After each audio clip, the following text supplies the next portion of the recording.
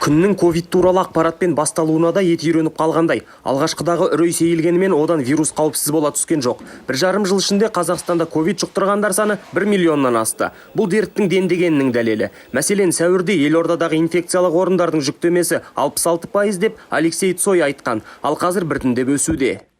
Қалалық фтизиопульмонологиялық орталықтағы инфекциялық блокта бүгінгі таңда 70% төсек, төсекте науқастар жатса, 25-30% төсек бос, науқастарды медициналық көмек көрсетуге бос орындар бар. Емделушілердің 23% ауыр, 21% аса ауыр жағдайда жатқандар. Ауыр дерт денсаулыққа ғана емес, қалтаға да салмақ салып жатыр. Бір науқасты кешенді түрде емдеуге 1 миллион теңгеге дейін бюджет қаржысы жұмсалады. Ауыр және аса ауыр жағдайда 923.517 теңге, орташа ауыр жағдайда 487.268 теңге, жеңіл дәрежеде 194.715 теңге, балалар мен жасөспірімдерге 279.231 теңге. Ковид өршіп жатқан шақта онымен күреске бөлінетін ақша азайды. Біз қаржы министріне сұрау салдық.